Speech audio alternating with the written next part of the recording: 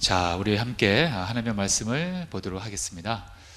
마태복음 16장 26절 말씀입니다. 화면을 보시거나 아니면 우리 함께 성경책을 보시면서 마태복음 16장 26절 말씀을 함께 보도록 하겠습니다. 사람이 만일 온 천하를 얻고도 제 목숨을 잃으면 무엇이 유익하리요? 사람이 무엇을 주고 제 목숨과 바꾸겠느냐? 아멘. 저는 오늘 본문 말씀을 통해서 함께 따라하겠습니다. 시작. 당신의 생명을 소중히 여기세요 라는 제목으로, 당신의 생명을 소중히 여기세요 라는 제목으로 함께 은혜의 말씀을 나누길 원합니다. 특별히 오늘 설교는요, 절망 가운데 삶을 포기하거나 또는 그 자신의 생명을 스스로 끊기 위해서 혹시 준비하는 분들이 있다면 그런 분들을 위해서 특별히 설교를 준비했습니다. 그리고 이 생명에 관한 이 설교는 제가 계속 시리즈로 계속 이어서 할 계획입니다. 여러분들도 알다시피 벌써 이 도쿄 올림픽이 벌써 오늘 끝납니다. 그렇죠? 예, 오늘 폐막식이 있습니다. 오늘 저녁 8시에 폐막식이 있어요. 참 이 코로나 전염병으로 인해서 전 세계가 힘든 그러한 과정 가운데 있는데, 참 굳이 이 와중에 올림픽을 해야 되냐 말아야 되냐 참 많은 논쟁에 휩싸였습니다. 그런데 그럼에도 불구하고 일본은 이 올림픽을 하게 되었습니다. 참 마음이 편하진 않았어요. 그런데 참 이상하게도 막상 이 경기를 하는 모습을 보니까, 또 우리 한국 선수들이 또 하는 모습을 보니까 저도 자연스럽게 또 응원을 하게 되고, 또 세계의 그 젊은이들이 모여서 그 인간의 그 육신의 그 한계를 뛰어넘는 그러한 모습을 보게 되니까 참 이 도전도 받게 되고, 잠시나마 좀 이렇게 힐링도 되고, 이렇게 즐거웠던 잠시의 며칠이었습니다. 오늘 올림픽 그 마지막 날인데, 여러분들 아십니까? 마지막 날에도 경기는 있어요. 그렇죠? 예, 아세요? 예, 예, 별 관심이 없으신가 봐요. 예, 마지막 날에도 경기가 있습니다. 여러분, 올림픽의 마지막 날에 하는 경기가 혹시 뭔지 아십니까? 예, 감사합니다. 예, 혹시 대답을 안 하면 제가 얼마나 쑥스러울까 그랬는데, 오늘 항상 마지막 날에 마라톤을 합니다. 그리고 오늘 또 우리 한국의 여자 배구가 있다고 합니다. 참 이 달리기라는 것은 이 돈이 들지 않아요. 또 시간과 장소에 크게 영향을 받지도 않습니다. 그냥 운동화만 신고 나가면 되는 거예요. 특히 요즘 같은 이런 시대에 좋은 것은 달리기는 혼자서도 충분히 할 수 있는 운동이라는 것입니다.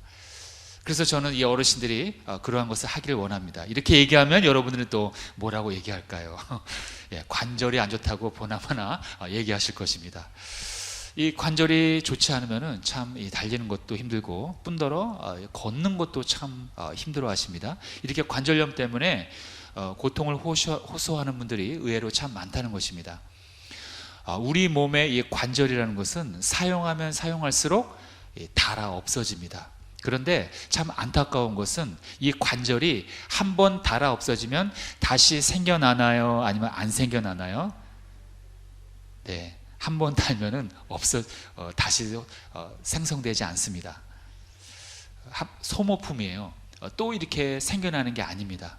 그래서 우리가 이 줄기세포를 이용해서 그 관절을 새로 이렇게 생성되게 하는 치료를 이렇게 하기도 하고, 또 인공관절을 또 만들기도 합니다. 이렇게 우리 사람은 아무리 과학이 발달된다 하더라도 원래의 모습과 동일한 이런 관절 하나 아직까지도 만들어내지 못한다는 거예요. 물론 인공관절은 만들 수 있겠지만, 또는 줄기세포를 이용해서 다시 재생할 수는 있겠지만, 원래의 모습과 동일한 똑같은 그러한 모습처럼은 창조해내지 못한다는 것입니다. 우리는 과학과 지식의 발달됨에 따라서 참 많은 일들을 해내는 것처럼 실상 보여지지만, 사실은 못하는 일들이 상대적으로 어마어마하게 더 많다는 것을 우리는 알아야 합니다. 우리는 태양의 그 빛을 통해서 농작물과 가축을 키우고 또 그 열매로 인해서 먹고 삽니다. 그러나 정작 그 빛이라는 그 에너지는 창조해내지 못합니다. 그 빛을 이용해서 도구를 만들 뿐이지 우리는 그 빛이라는 그 근원적인 그 에너지는 만들지 못한다는 거예요. 여러분, 태양도 빛이라는 것을 만들어낸 그 근원은 아닙니다. 태양도 그 빛을 발사하는 그 도구일 뿐이지 그 빛의 그 에너지의 근원이 아니라는 거예요. 빛은 오직 하나님의 말씀을 통해서 하나님께서 만드신 것입니다. 태양은 그 빛을 발사하는 그 발사체일 뿐이라는 거예요. 그 빛이라는 그 에너지는 우리 인간이 만들 수 없는 것이라는 것입니다. 이렇게 우리는 할 수 없는 일들이 너무나 많다는 것이에요. 그런데 그 중에서도 많이 할 수 없는 일들이 너무나 많이 있지만 그 중에서도 우리 인간이 할 수 없는 그런 명백한 일들이 있습니다. 많이 있지만은 저는 그것을 두 가지로 압축을 해왔습니다. 그게 무엇이냐면 첫 번째는 생명을 창조하는 것, 두 번째는 죽음을 이기는 것. 적어도 이 두 가지는 우리 인간이 영원토록 할 수 없는 것이라는 것입니다. 인간 스스로의 능력으로는 생명을 만들 수가 없다는 거예요. 창조할 수가 없다는 것입니다. 또 죽음을 다시 이기는 것, 즉 부활이죠.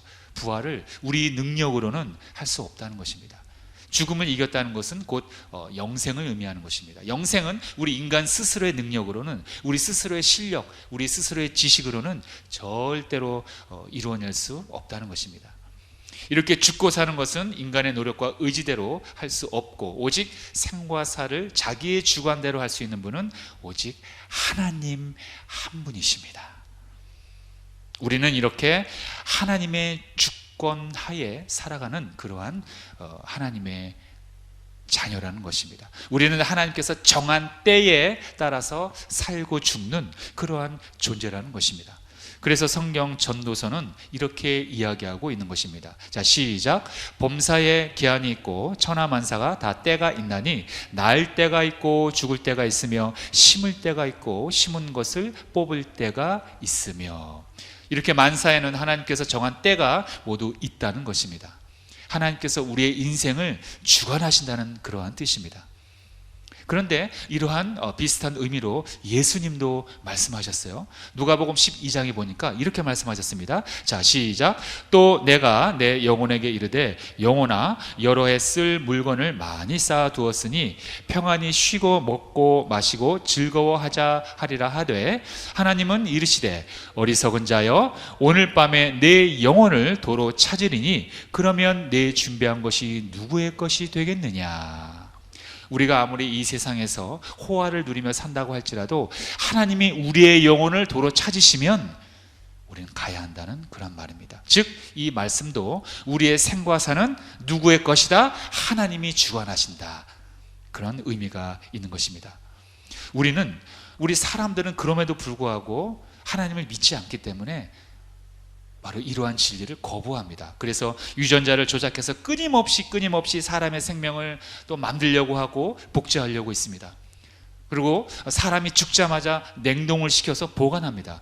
그래서 먼 훗날에 이 냉동된 사람을 다시 해동시키면은 미래의 사람들은 과학이 발달됐기 때문에 그 사람을 다시 살려낼 것이다, 이렇게 믿고 소위 말하는 냉동인간을 만듭니다. 여러분, 이 냉동인간을 제작하는 회사가 우리나라도 있어요. 그리고 요즘에는 자기의 성별을 자기 뜻대로, 내 성별은 내 것이니까 내 마음대로 바꿀 수 있다는 거예요. 내가 남자가 되고 싶으면 남자가 되고 여자가 되고 싶으면 여자가 될 수 있다는 것입니다. 내 성별을 내 마음대로 수술을 해서 바꾸기도 합니다. 그리고 하나님이 세우신 가정의 질서도 해체하려고 합니다. 부모와 자식 간의 그 질서, 부부 간의 질서, 선생님과 제자 간의 질서, 이웃 간의 질서, 이 모든 관계 속에서 기존의 질서를 모두 해체하고 새로운 자기들만의 질서를 만들려고 하는 게 하나님을 등진 인간들의 삶이라는 것입니다. 하나님의 질서에 도전한다는 거예요. 무슨 하나님이 우리의 생명을 주관해? 생과 사는 우리 스스로가 주관하는 거야. 우리의 성별, 우리의 모든 생명, 우리의 모든 질서, 이거 우리 마음대로 할 수 있어, 이렇게 정하는 것이 바로 우리의 세상 사람들이라는 것입니다. 사람들은 왜 그렇게 생각할까요? 그것은 우리 삶의, 우리 생의 주인은 하나님이 아니라 바로 나라는 것입니다. 이 세상의 주인은 나기 때문에, 내가 주인이기 때문에 내가 무엇이든지 다 바꿀 수가 있다는 논리입니다. 그러므로 당연히 내 생명도 내 마음대로 할 수 있다는 그러한 결론이 나오는 것입니다. 내 뜻대로 내 생명을 마음대로 한다는 것입니다. 더군다나 타인의 생명조차도 내 뜻대로 할 수 있다는 그러한 결론이 나온다는 것입니다. 만약 오늘 이 시간 그렇게 믿어왔던 그런 믿음을 갖고 살아온 당신이라면 오늘 다시 한번 생각을 해보시기 바랍니다. 무엇을 생각하느냐 하면은 바로 당신이 아무리 믿고 싶지 않아도, 그리고 믿어지지 않더라도 변하지 않는 그러한 진리가 있다는 것입니다. 그것을 오늘 저는 함께 말씀을 나누려고 합니다. 첫 번째로 그것이 무엇이냐 하면은 나의 생명은 내 것이 아니라 누구의 것이라고요? 하나님의 것이라는 것입니다. 나의 생명은 나의 것이 아니라, 즉 당신의 생명은 당신의 것이 아니라 주인이 따로 있다는 것입니다. 그것이 바로 하나님이라는 이 진리, 이 사실을 분명히 깨닫고 경험하셔야 한다는 것입니다. 만약에 내 생명이 내 것이라면 묻겠습니다. 당신에게 묻겠습니다. 당신은 왜 하필 이 시대, 이 나라, 그리고 이 가정, 당신의 가정에서 태어나셨습니까? 당신의 생명이 당신 것이라면 당신이 원하는 곳에서 태어날 수 있는 거 아닙니까? 여러분들은 당신이 계획해서 그 가정에 태어나셨습니까? 아닙니다.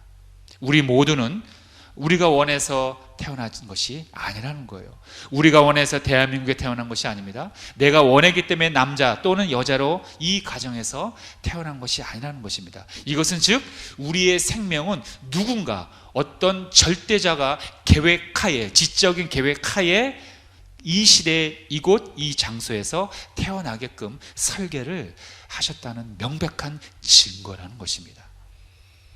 즉 내 생명의 주인은 내가 아니라 어떤 우리의 인생을 초월해서 어떤 타자, 어떤 다른 존재가 우리의 생명 존재를 주관하고 있다는 그러한 명백한 증거라는 것입니다.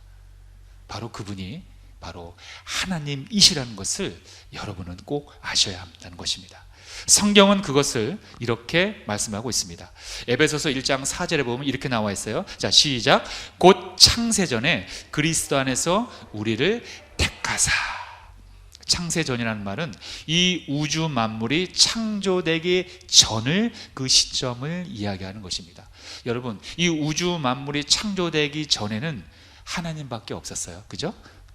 그런데 그때부터 이미 하나님께서는 우리의 생명을 준비하셨다는 거예요. 선택하셨다는 거예요. 계획하셨다는 거예요. 곧 창세전에 예수님 안에서, 그리스도 안에서 우리를 택하사.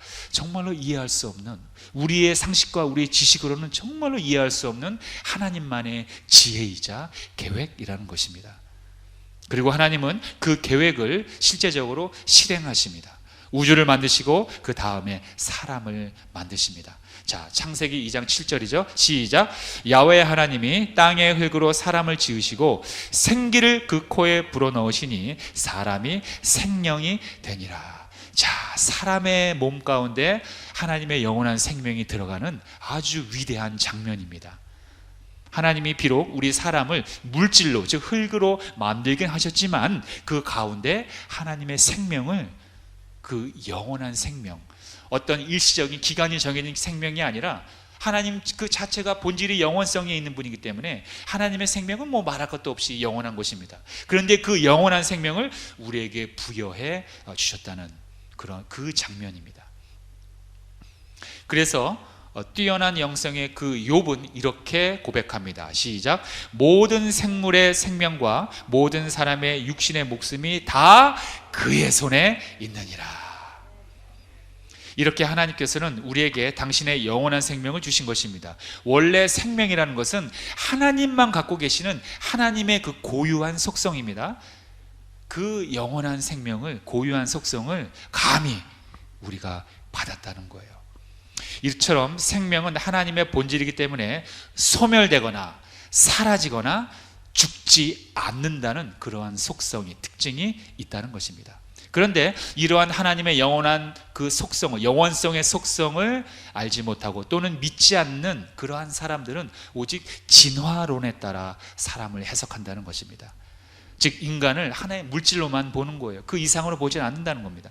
하나님이 주신 영혼, 그런 건 없어. 그런 건 영화 속에서 나오는 얘기야. 다 가짜야, 허구야. 그냥 사람들의 그 심신이 연약하니까 그런 걸 만들어서 그냥 소망을 갖게끔 하려고 일부러 만든 거야. 이렇게 말한다는 거예요. 물론 우리의 사람의 이런 육신은 물질로 이루어진 것은 맞습니다. 그에 따른 생물학적인 수명이 있기는 합니다. 그러나 세포가 수명이 다해서 기능을 못하면 정지하고 우리는 한 줌의 흙으로 변하는 건 맞습니다. 그러나 분명히 알아야 할 것이 있습니다. 그것이 끝이 아니라는 것입니다. 조금 전에 말씀드렸듯이 하나님께서 우리에게 생명을 주셨는데 그 생명은 영원하다고 이야기했습니다. 그 영혼은 죽거나 사라지는 것이 아니라고 하나님은 말씀하고 있어요.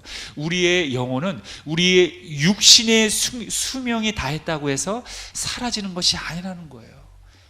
우리가 죽었다라고 표현하는 것은 우리의 육신이 그저 그 수명이 다했기 때문에 육신이 흙으로 변한 것뿐이지 우리의 생명은 그대로 존재하고 있는 거라는 걸 우리는 알아야 한다는 것입니다. 그런데 사람들은 그렇게 믿지 않고 있어요. 육신의 수명이 다하면 그 생명도 그냥 이 우주 가운데서 그냥 사라지는 것으로 알고 있다는 것입니다. 이것이 굉장히 무서운 아주 진화론에서 나온 그러한 사상입니다.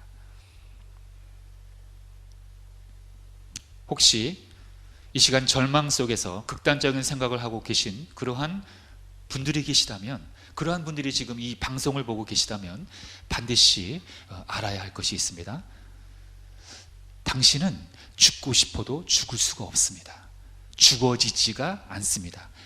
왜냐하면 당신의 영혼은 끝까지 존재하는 영원한 그러한 특성이 있기 때문입니다. 단 당신의 그 영원한 생명, 그 영혼이 어디에서 누구와 거하느냐가 중요한 것입니다. 그래서 지금부터 제가 말씀드리는 이 사실에 더 집중해 주시기 바랍니다. 자, 함께 따라하겠습니다. 시작. 죽음으로 해결되는 문제는 하나도 없습니다. 여러분, 사람들이 자살을 하는 이유 중에 그 하나가, 그 연구 결과에 의하면, 학자들에 의하면 모든 문제가 감추어지거나 또는 해결될 것이라는 그런 헛된 믿음이 있다고 합니다. 자살하면 모든 문제가 다 은폐될 거야, 또는 해결될 거야, 이런 믿음을 갖고 있다는 거예요. 그리고 자연스럽게 자기 자신은 그 문제로부터 쑥 빠져버리게 된다는 거예요. 도피할 수 있다는 거예요. 그러한 욕망이 자살하려고 하는 사람들이 대부분 갖고 있다고 합니다. 그리고 본인은 죽음으로 인해서 완전히 그 존재가 사라지는 존재가 될 거라 믿는다는 거예요. 그러나 이것은 하나님의 그 속성, 영원성의 속성을 모르는 저 세상 사람들이 갖고 있는 헛된 망상이라는 것입니다. 인간은 사라지려야 살릴 수가 없어요. 하나님의 그 영원성을 부여해 주셨기 때문에. 그래서 조금 전에 얘기했듯이 그 사람이 그렇게 믿었던 것처럼 죽음으로 모든 것이 끝나는 것이 아니라 죽는 것은 단지 육체일 뿐이라는 것입니다. 죽음 이후에도 여전히 우리의 영혼은 살아있기 때문에 여전히 살아있는 내가 존재한다는 거예요. 그리고 하나님의 심판대 앞에 서 있다는 것입니다. 그리고 천국과 지옥 중 중간에 회색지대는 없습니다. 천국과 지옥 중 한 곳에서 영원히 거해야 한다는 것입니다. 안타깝게도 성경에 보면 자살하는 사람들이 몇 명 나옵니다. 성경에도 보면 자살하는 사람들이 몇 명 있어요. 여러분들 다 아시겠지만은 구약 성경에 보면 이스라엘의 초대왕, 이스라엘의 처음 왕이었던 그 사울 왕이 자살을 합니다. 블레셋 사람들과 전투를 벌이다가 마지막에 자기가 죽게 될 것을 알기 때문에 자살을 선택합니다. 그리고 아히도벨이라는 사람이 있습니다. 이 사람은 그 다윗에게 반역을 일으켰던 사람입니다. 그런데 들통이 납니다. 그래서 자살을 하게 됩니다. 그리고 우리가 다 아는 유명한 사람이 있죠. 예수님의 12제자 중 한 사람이었던 가룟 유다도 자살로 생을 마감합니다. 왜 자살합니까? 예수님을 은 30에 팔았다는 그 죄책감을 이기지 못했던 거예요. 차라리 회개를 했으면 됐을 텐데, 그 죄책감에 가룟 유다는 그 아까운 생명, 그 소중한 생명을 자살로 마감을 합니다. 이러한 사람들이 그 자살을 한 이유를 보면은 대부분은 그 수치심과 죄책감을 이기지 못해서 자살을 한다는 거예요. 그런데 이렇게 자살을 한 사람들이 모르는 것이 있다는 것입니다. 만약에 그 사실을 알았다면, 또는 체험을 했다면 이 사람들이 자살을 하지 않았을 텐데 말입니다.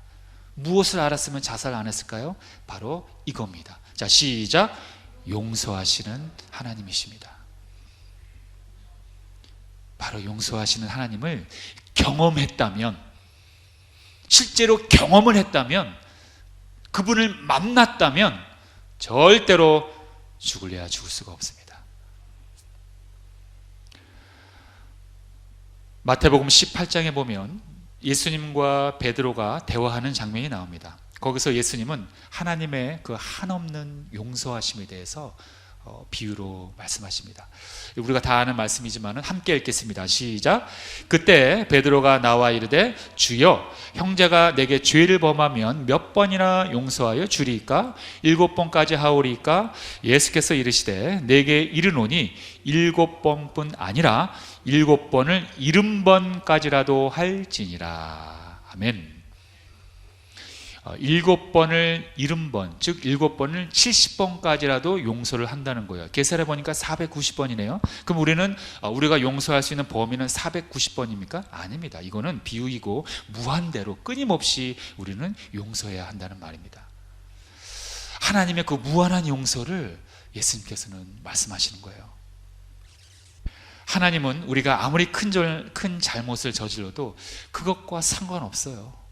그것과 상관없이 우리를 용서해 주신다는 것입니다. 그것을 꼭 기억하시기 바랍니다. 아이고, 아무리 하나님이라도 내가 이러한 죄를 졌으니까 하나님은 용서해 주시지 않을 거야, 이런 마음을 혹시라도 가지셨다면 그러한 말은 성경에 없습니다. 여러분, 그런 비성경적인 마귀가 하는 속삭임이라는 거예요. 절대로 그 거짓말에 속지 마시기 바랍니다. 그건 세상에 주는 한계예요. 거기에 많은 사람들이 속고 있다는 것입니다. 심지어는 하나님을 믿는 그러한 그리스도인들조차도 그 세상적인 그 가치관에 속아 넘어가고 있다는 거예요. 만약에 그것이 사실이라면 예수님의 십자가의 죽음은 헛된 죽음이라는 거예요. 왜 예수님의 그 십자가의 죽음을 헛된 죽음으로 만드십니까? 그거를 용서해 주시기 위해서 죽으셨건만 우리는 이제는 용서 못 하실 거야, 이렇게 여러 번 내가 죄를 지었기 때문에 하나님은 내가 뻔뻔해서 용서 안 해주실 거야, 하나님, 그런 생각을 하신 분들이 있다면 모두 회개하시고 다시 오늘 용기를 내셔서 예수 그리스도의 십자가를 바라보심으로 하나님 앞에 나아가시기 바랍니다. 하나님은 다 용서해 주십니다. 물론 그것을 이용해서 죄를 일부러 짓는다면 그건 정말 나쁜 거죠. 그것이 아니라면 하나님 앞에 여러분 용기를 내셔서 나가시길 바랍니다. 우연히 신문을 보다가 용서에 관한 기사를 보게 됐습니다. 여러분, 미국에는 그 아미시라는 공동체가 있어요. 아미시, 참 독특한 공동체인데 되게 유명합니다. 그 공동체는 정말 세계적으로 널리 알려진 공동체인데, 미국에 혹시 가실 일이 있으면 이 아미시라는 공동체를 꼭 이렇게 방문해서 보시기 바랍니다. 이 아미시라는 공동체는 18세기 초에 스위스에서 건너온 그러한 사람들입니다. 그 유럽의 그 군국주의라든가 그 종교 박해를 피해서 미국으로 건너온 사람들입니다. 그런데 이 아미시라는 공동체의 특징이 있어요. 현대 문명을 거부합니다. 현대 문명에는 죄성이 많이 들어가 있기 때문에 이 사람들은 옛날 방식으로 그대로 살아갑니다. 그래서 전기를 이용 안 해요. 컴퓨터 이런 거 없어요. 자동차 이런 거 없어요. 이런 거 사용 안 합니다. 지금도 이 사람들 마차 타고 다닙니다. 지금도요. 사진을 보여드리겠습니다. 저렇게 지금 오늘날의 모습이에요. 오늘날의 그 관광객들 가서 찍어온 사진입니다. 옷도 저런 거 입어요. 진짜입니다. 옷을 저런 것도 입고 저렇게 마차 타고 다닙니다. 근데 얼굴이 얼마나 밝은지 몰라요? 그런데 2006년 10월 초 어느 날 이들 마을에 그 우유를 수거하는 그 외부 사람이 있었다고 합니다. 우유를 수거하는 그 외부인이 어느 날 갑자기 이 아미시 공동체의 학교에 들어가 수업을 하고 있는 그 소녀들을 잔혹하게 살해하는 사건이 벌어졌습니다. 그래서 5명의 소녀가 죽고 5명의 소녀가 크게 다쳤다고 합니다. 그리고 이 5명의 소년을 죽이고 5명의 소년을 크게 다치게 한 이 범인은 자살을 했다고 합니다. 그런데 놀라운 사실은 이 사건을 대하는 아미시 공동체의 반응이었다고 합니다. 13살짜리 손녀의 시신을 안으면서 그 할아버지는 가족들과 자신의 공동체에게 이렇게 이야기했다고 합니다. 우리 함께 그 범인에 대해서 악한 생각을 하지 맙시다. 그리고 그를 용서합시다. 이렇게 이야기했다는 것입니다.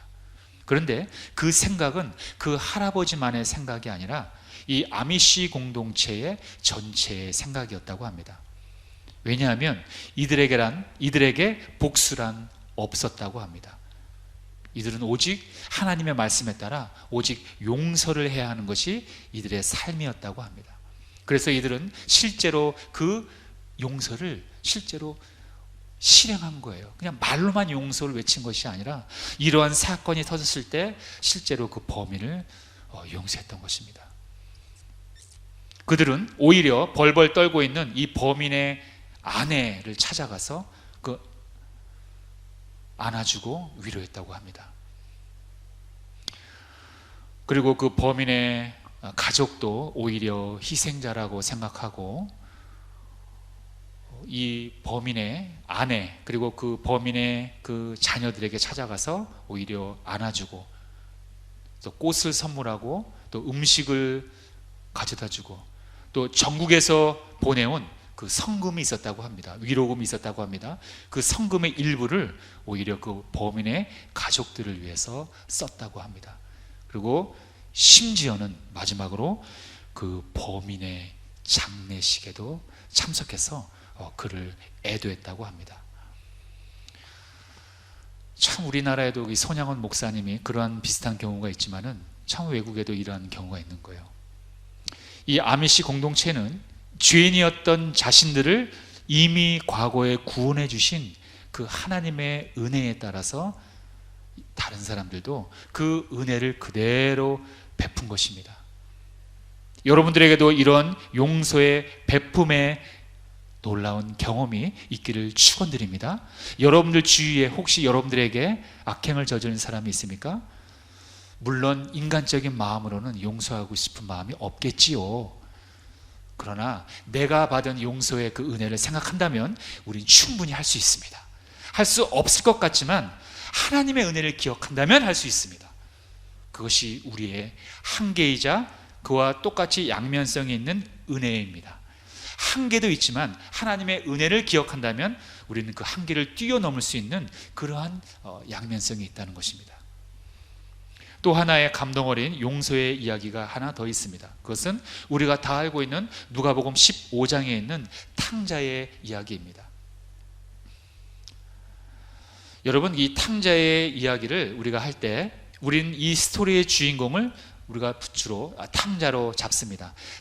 그런데 저는 이 이야기의 실제 주인공은 하나님으로 대변되는 바로 이 탕자의 아버지라고 저는 생각합니다. 저 벗겨진 신발, 빡빡머리, 돌아온 저 아들을 품고 있는 저 아버지의 모습을 한번 보시기 바랍니다. 무례하게도 살아있는 아버지에게 유산을 달라고 했던 저 못된 둘째 아들. 어떻게 살아계신 부모님한테 유산을 달라고 할 수 있겠습니까?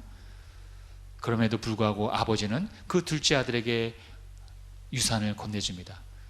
그런데 그 귀한 돈을 가지고 허랑방탕하게 살았던 저 못난 둘째 아들, 이것은 하나님이 주신 그 귀한 것들을 우리가 막 사용하는, 함부로 사용하는 이 못난 인간들을 대변하는 모습입니다. 물질, 그리고 자유, 그리고 지식, 그리고 오늘 얘기하는 주제인 생명까지 내 것인 양 함부로 사용하는 이 세상 사람들을 대변하는 모습이라는 거예요. 결국 이 둘째 아들은 어떻게 됩니까? 저 탕자는 어떻게 됩니까? 돼지가 먹는 그 주엽 열매를 먹고 살아야 하는 처참한 지경에 이르게 됩니다. 가지고 나간 돈은 허랑방탕하게 다 써버리고 아무런 것이 없는 거예요. 돼지가 먹는 그 사료를 먹어야만 하는 그러한 지점까지 오르게 된 것입니다. 얼마나 처참한 인간의 모습입니까? 바로 저 돼지 가운데 울고 앉아있는 모습이 여러분 아십니까? 이 세상 사람들의 자화상이에요, 저게. 그런데 사람들은 저 모습으로 살아간다는 걸 지금 모르고 있어요. 원수마이가 싹 가려놓고 있어요. 저것이 본 모습인데, 실제 모습인데, 이 세상 사람들은, 하나님을 등진 인생들은 저 모습을 못 보고 있습니다. 왜? 영적인 눈이 가려져 있기 때문에. 탐욕과 교만으로 인해서 저 모습이 살짝 가려진 것이에요. 실제는 저 모습인데 그걸 지금 못 보고 있는 것입니다. 저것이 하나님을 등진 인생들의 모습이고, 우리도 과거에는 저 모습이었다는 거예요. 그런데 다행히도 자신의 잘못을 깨달은 이 둘째 아들은 다시 아버지께로 돌아가기로 결심합니다. 그런데 돌아가기로 결심은 했지만 이 아들의 마음은 어땠을까요? 용서는커녕 문전박대 당하지 않을까, 몰매 맞지 않을까 걱정을 합니다. 두려움 반 걱정 반으로 한 걸음 한 걸음 아버지의 집을 향해 이 아들은 뚜벅뚜벅 걸어갑니다. 고개를 푹 숙인 채 혹시 돌에 맞아 마을 사람들에게 몰매는 맞지 않을까, 죽지는 않을까 두려움으로 걸어가고 있는데, 저 멀리서 집 가까이 갔을 때 웬 할아버지 한 분이 서 있는 것을 이 아들은 발견하게 됩니다. 그리고 그 할아버지가 자신을 본 듯 저 멀리서 급하게 뛰어오는 것을 발견하게 됩니다. 그런데 그 다가오는 그 어르신은 다름 아닌 자기의 아버지였습니다. 그리고 그 아버지는 아들을 보자마자 포옹을 해주고 기쁘게 맞이합니다. 그리고 오히려 좋은 옷을 입고 손에 반지를 끼워주고 살찐 송아지를 잡아 파티를 벌이자고 동네 사람들에게 외치는 것이었습니다. 그리고 이렇게 사람들에게 외칩니다. 이내 아들이 죽었다가 다시 살아났으니 내가 잃었다가 다시 얻었노라. 이렇게 아버지는 외치는 거예요.